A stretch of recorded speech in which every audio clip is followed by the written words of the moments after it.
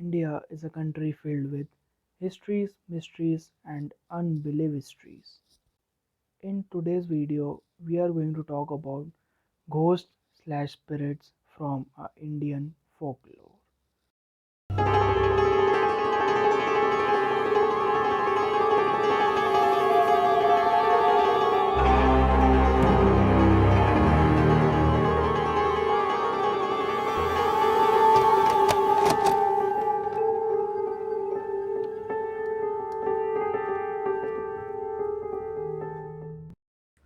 Our first story begins in a train compartment in West Bengal. A man is reading a newspaper in this gently rocking train. A few minutes later, he feels something odd happening around himself. He feels that there is some sudden change in this compartment. To check what was going on in this train, he gently keeps the newspaper down, which was blocking his view. As he keeps the paper down, he sees that there is a man sitting right in front of him in this compartment. And the odd thing about this man is that he is missing a head. He is so shocked that the newspaper falls from his hand, and at that very moment, the train enters a tunnel and there is a blackout in the entire compartment. The man is scared shitless by the fact that there is a headless man sitting right in front of him. He feels a very eerie and cold touch on his shoulder, and at that very moment, the train exits the tunnel and whole compartment is flooded with light and the man is sweating down to his balls. As he consoles himself, he wakes up and realizes that there is no one in this compartment with him. The ghost/spirit this man saw is known as Skondokata in Bengali folklore. Skondokata are basically the headless ghosts of people that died in railway accidents. Oftentimes, people of Bengal have noticed a headless ghost lurking around the railway tracks looking for their heads. Those are still the lucky ones, cause the unlucky ones are those who see them inside their train. A 19th century writer called Lal Bihari De wrote about these spirits. He said that these ghosts are vengeful spirits and they look for people they can enslave to find their heads for them. They are mostly found in swampy areas, and when they find you, you are in their spell and disappear possibly for eternity. So, that is Skondokata.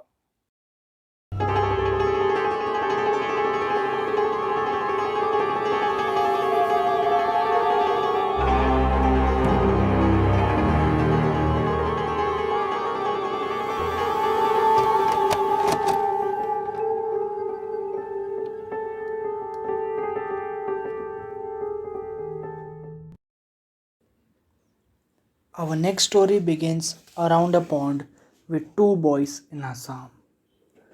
This pond is near their village, and they were warned about not venturing too far out in this pond. But they are rebellious, they are excited, and they give zero fucks about the warning. Now, one of these kids is nervous as his mom told him to avoid going into this pond, but the other kid didn't care. So, as the scared kid watches his friend swimming away from him, something odd starts happening around him in the atmosphere. Suddenly, a mist is appeared around this pond. As he looks around himself, his friend is drifted away and far away from him. Suddenly, he hears his friend screaming for help. He starts swimming in the direction his friend went.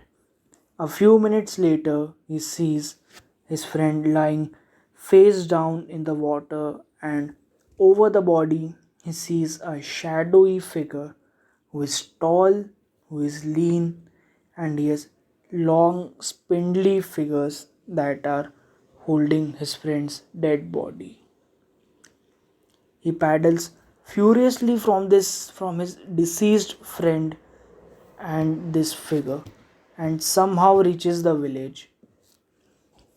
There he tells everyone about what happened in this pond, and everyone in the village rushed towards this pond to help this child.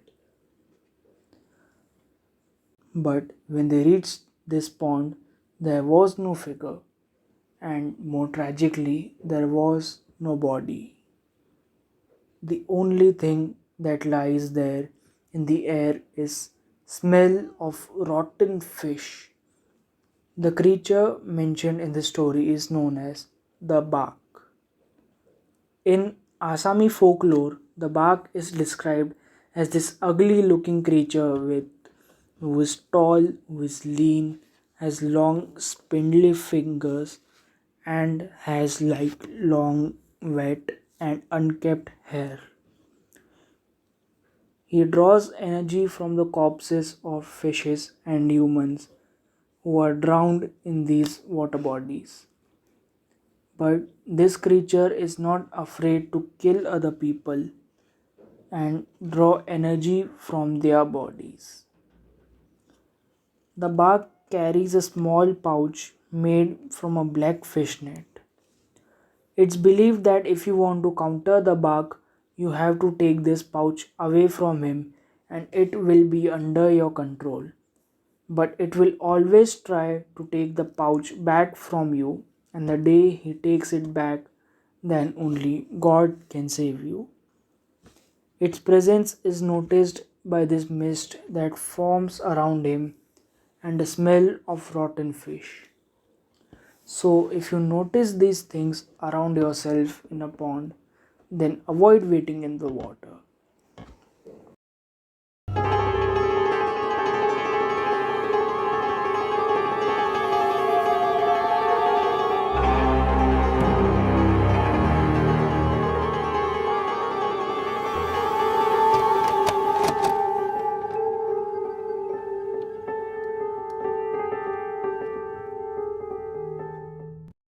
Our next story begins in the decade of 1990s in a village called Maleshwaram near Bangalore.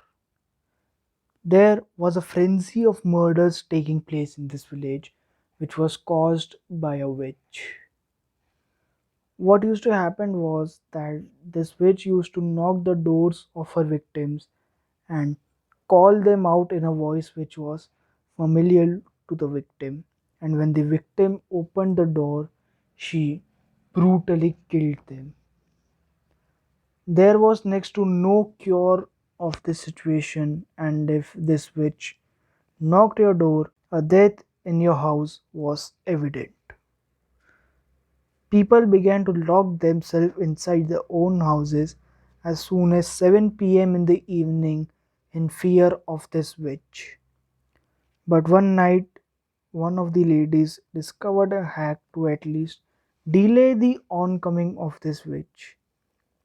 The woman was sleeping with her husband, and suddenly she hears her husband calling her out from out of the house. It was weird cause her husband was sleeping right beside her. She somehow calmed herself and answered Naleba, which translates to come tomorrow, and the witch left. A cycle started forming where this witch used to knock and call this woman, and she used to answer Naleba, and this witch left. After some time, the villagers started writing Naleba outside their houses, and in just a few months, the witch stopped bothering them. Does this sound familiar to you? Cause This urban legend inspired the 2018 horror comedy film Stree.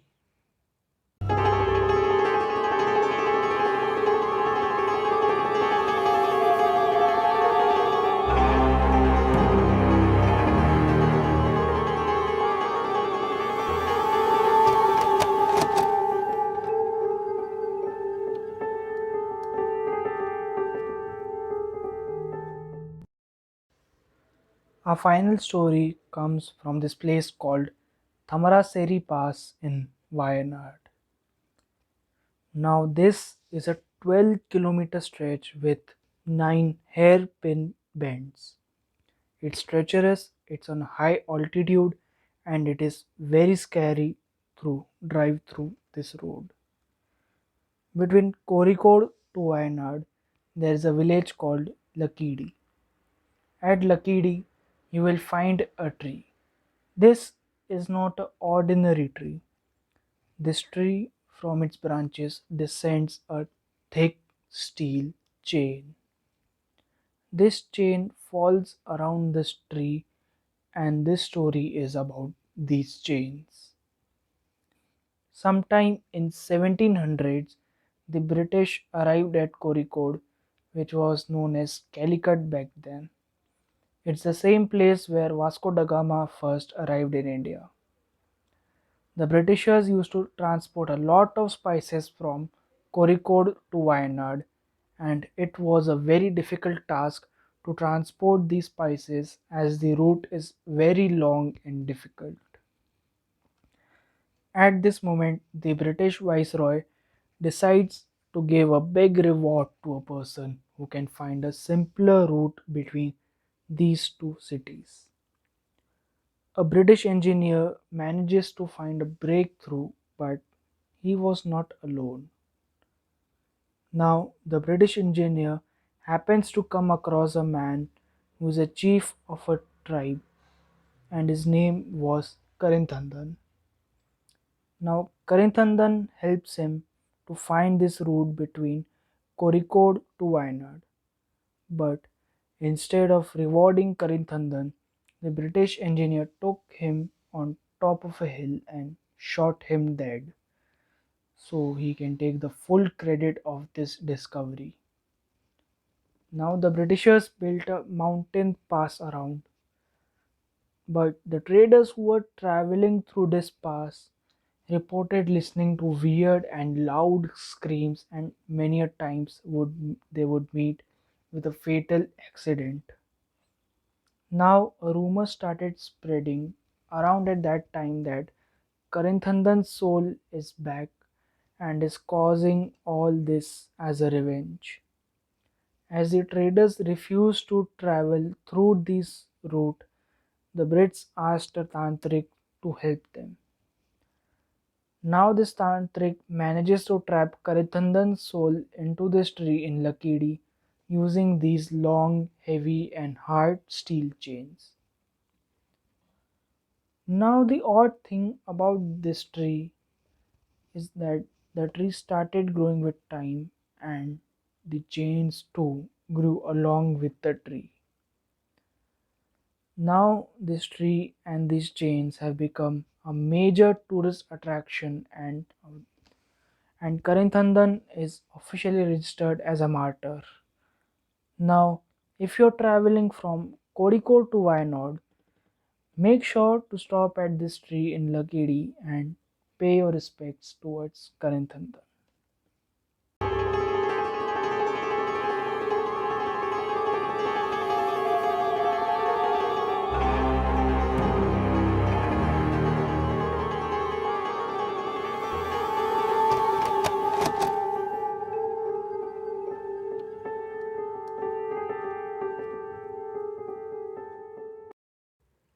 With this, we end our today's video, which was on ghosts slash spirits from our Indian folklore. If you have some more ghost stories, then do comment them down in the comment box, and also like this video, share this video, and subscribe to my channel, and also press the bell icon. I will return with some more stories. Until then, bye bye.